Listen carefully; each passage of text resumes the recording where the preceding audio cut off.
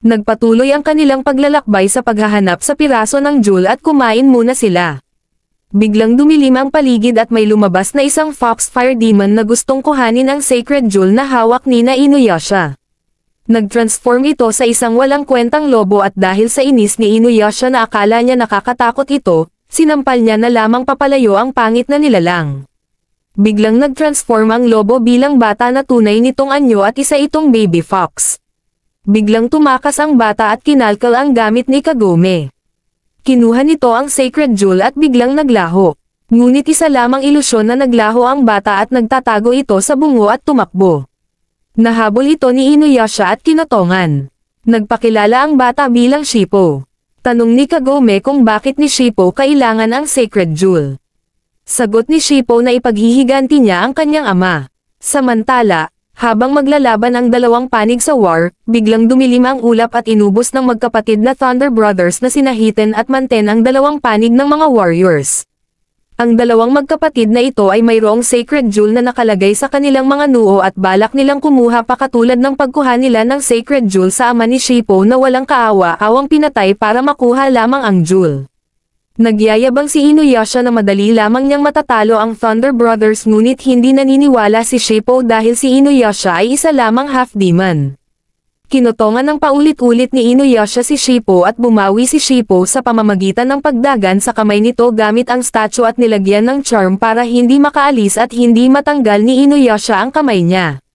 Kinuha rin ni Shippo kay Kagome ang sacred jewel para magamit ito at matrap ang Thunder Brothers. Tumakbo si Shippo at humabol si Kagome at iniwan si Inuyasha na kawawang hindi makaalis sa pwesto niya. Habang nasa ilog ang pangit na si Manten ay biglang doon din tumakbo si Shippo. Nakita ni Shippo ang balat ng kanyang ama na ginawang damit ni Manten. Lalong nagalit si Shippo at umatake ngunit madali lamang siyang pinatalsik nito. Biglang nahulog sa bulsa ni Shippo ang sacred jewel at napansin ito ni Manten. Kinuha ito ni Shippo ngunit tinapakan ni Manten ang buntot niya. Binantaan ni Manten si Shippo na kung hindi niya ibibigay ang jewel ay mamamatay siya ngunit biglang pinanan ni Kagome ang malapad na ilong ni Manten.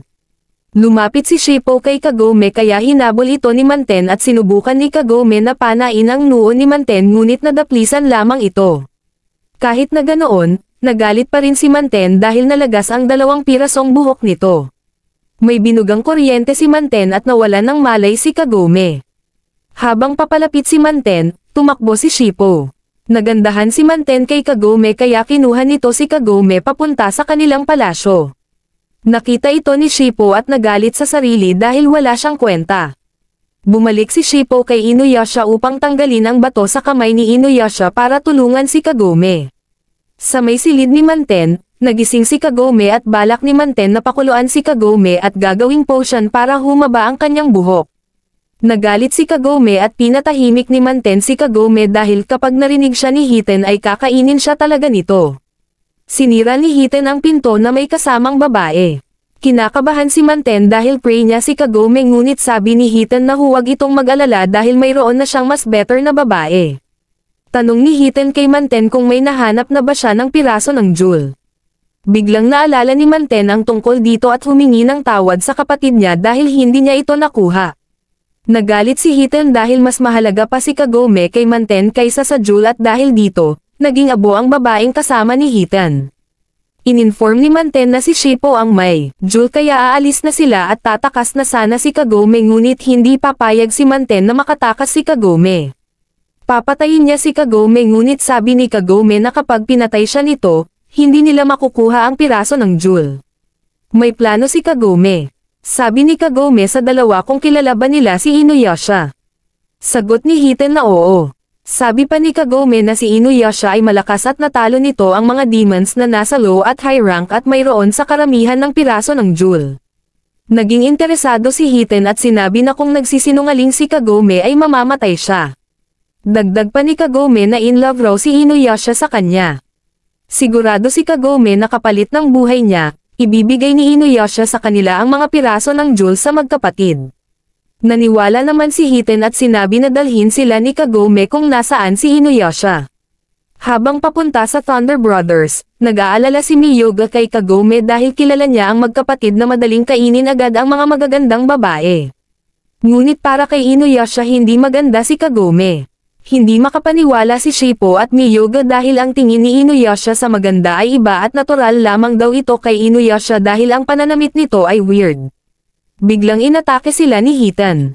Tanong ni Shippo kung nasaan si Kagome kaya pinakita nila si Kagome sa tatlo. Gumaan ang loob ni Inuyasha na buhay pa si Kagome at dito naniwala si Hitan na tama ang sinasabi ni Kagome na mahal ni Inuyasha si Kagome dahil sa ekspresyon nito kaya hinihingi ni Hitan ang piraso ng jewel sa kanya. Hindi makapaniwala si Inuyasha na sinabi ni Kagome na mahal niya si Kagome kaya nag-away ang dalawa. Walang pake si Hitan kung nagsinungaling si Kagome sa kanya dahil totoong na kay Inuyasha ang piraso ng jewel at ang gagawin niya na lamang ay patayin si Inuyasha at kunin ang jewel. Sumugod si Hitan at nagawang sanggain ni Inuyasha ang Thunderbolt attack nito. Umisa pa si Hitan at hindi hinahayaan ni Inuyasha na matamaan siya nito dahil kung hindi mamamatay siya. Tutulong sana si Manten sa kapatid niya ngunit tinulak siya ni Kagome pababa ng lupa. Dahil sa pagkabagsak, nawala rin ang ulap na tinutungtungan nila kaya mahuhulog si Kagome. Hindi matulungan ni Inuyasha si Kagome dahil dinidistract siya ni Hitan. Buti na lamang tumalbog si Kagome sa malaking katawan ni Manten. Nagising si Manten kaya tumakbo si Kagome ngunit nadapa ito. Tinulungan ni Shippo si Kagome at naglagay ng trumpo sa ulo ni Manten. Ito ay lumaki at natumba ito sa bigat at lakas ng pag-ikot. Namangha si Kagome sa magic ni Shippo ngunit sabi ni Miyoga na ang Fox Magic ay isa lamang trick at ang malaking trumpo ay isa lamang ilusyon. Biglang nawalan na ng tuluyan ng buhok si Manten dahil sa ginawa ni Shippo kaya lalo itong nagalit. Dahil sa galit, nagbuga si Manten ng kidlat kung saan-saan. Nagtago sina Kagome habang hinahanap sila ni Manten. May naisip na paraan si Kagome kung anong gagawin nila. Nakita ni Manten ang grupo ni Kagome kaya binugahan niya ito. Pagkatapos, nakita niya si Kagome na walang malay. Ngunit pagkahawak niya kay Kagome, hindi pala ito si Kagome at ito ay si Shippo. Ginamit ni Shippo ang buhok nito para mahuli si Manten. Nagpakita si Kagome at kinuha ang arrow sa ilong ni Manten. Gagamitin ni Kagome ang arrow para tanggalin ang sacred jewel sa noo ni Manten ngunit winasiwas lamang siya nito. Sinipal ni Manten si Shippo papalayo, sunod na sinakal si Kagome. Nag-distract si Inuyasha kaya nahiwa siya ni Hitan. Nanghihinayang si Hitan dahil nadadalian siya sa laban. Sinusubukan ni Shippo na tulungan si Kagome ngunit dahil bata nga si Shippo, madali lamang siyang napapatalsik. Inaasar ni Manten si Shippo na maghintay lamang siya at siya na ang sunod. Gagawin rin daw niyang damit ang balat ni Shippo katulad ng ginawa niya sa ama nito. Kinagat ni Shippo si Manten at kahit na pinagsusuntok siya, hindi tinatanggal ni Shippo ang kanyang ngipin sa leeg nito. Nandidiri na si Inuyasha sa mga ginagawa nilang magkapatid at gumamit ng Blades of Blood ngunit madaling nasangga ni Hitan. Kinuha ni Inuyasha ang Tetsaiga at binato. Naiwasan ito ni Hitan at akala niya na siya ang target ngunit si Manten talaga ang target ni Inuyasha kaya nasaksak si Manten ng sword. Kinuha ni Kagome si Shippo pati na ang balat ng tatay nito. Lumapit si Hitan sa kapatid niya at inatake ang dalawa. Nagpaalam na si Manten sa pinakamamahal niyang kapatid. Lumapit si Inuyasha kina Kagome at humingi ng tawad si Kagome dahil hindi niya nakuha ang Tetsaiga. Ngunit sabi ni Inuyasha na huwag siyang mag-alala dahil kahit nawala ang sword matatalo niya si Hitan. Nagdalamhati si Hitan at kinain nito ang sacred jewel na nasa noo ni Manten para lalo siyang lumakas. Pinapaingat ni Miyoga si Inuyasha dahil nakay Hitan na ang 5 piraso ng jewel. Nagalit ang dalawa dahil laging nawawala si Miyoga kapag may panganib at kapag safe na doon siya nagpapakita. Habang nag-uusap, umatake si Hitan kaya umiwas sila. Galit na galit si Hitan at napansin ni Inuyasha na ang kapangyarihan ng Thunderbolt Sword nito ay tumataas. Dahil sa panganib na nararamdaman, inutos ni Inuyasha kay Kagome na tumakbo sa malayo hanggat sa makakaya nila. Nakinig si Kagome at tumakas na. Nagpalabas ng Thunderbolt si Hitan at alam ni Inuyasha na hindi niya ito kayang iwasan.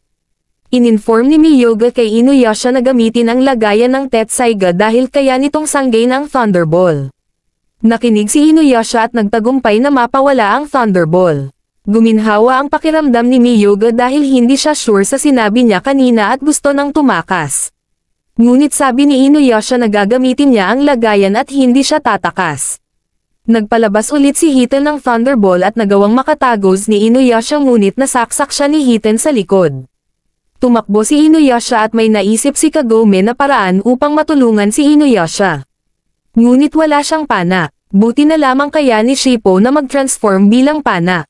Nahiwa ulit ni Hiten si Inuyasha. Inaanggulo ni Kagome ang pana dahil may isa lamang siyang chance at tutulong si Shippo gamit ang kapangyarihan nito. Tatapusin na sana ni Hiten si Inuyasha, buti na lamang nataman nila ang gulong na nakakapagpalipad kay Hiten. Nagkaroon ng chance si Inuyasha at kinuha ang sword ni Hiten ngunit nagpalabas ng kidlat si Hiten sa sword. Binato ni Inuyasha ang lagayan ng sword dahil wala itong kwenta para sa kanya. Nakaya ni Inuyasha ang kidlat at nasuntok ng malakas si Hiten. Namangha si Hiten dahil ngayon pa lamang siyang nasuntok at biglang nag-shine ang buong katawan ni Hiten. Umatake si Hiten at kinuha ni Inuyasha ang lagayan ng sword para masangga niya ang atake. Nagkaroon ng crack ang lagayan at dahil kailangan ng tulong ni Inuyasha, balak nilang ibato kay Inuyasha ang Tetsaiga. Nakita ito ni Hiten at gagamitin ang teknik ng katulad ng kay Manten. Natama ng dalawa ng kidlat at nawalan sila ng malay. Nagalit si Inuyasha at hinidbat si Hiten. Umisa pa ng atake si Hiten at biglang tumibok ang lagayan ng Tetsaiga. Lumapit ng kusa ang sword kay Inuyasha at dahil dito, nahati ni Inuyasha si Hiten gamit ang sword at ito ay natalo. Hindi makapaniwala si Hiten dahil natalo siya sa isang half-demon. Kahit na nakuha ang mga piraso ng jewel, nalulungkot si Inuyasha dahil akala niya patay na ang dalawa. Nagpakita ang mga kaluluwa ng dalawa at ayaw ni Inuyasha na mamatay si Kagome. Biglang nawala na ang asol na aura at nagulat si Inuyasha dahil buhay pa talaga ang dalawa. Ang blue na aura na iyon ay ang kapangyarihan ng tatay ni Shippo at prinotektahan sila sa kidlat ni Hiten. Nahiya si Inuyasha at nagkunwari na wala siyang pake kung mamamatay si Kagome. Pagtapos nito, nagpatuloy ang kanilang paglalakbay at kasama na nila si Shippo.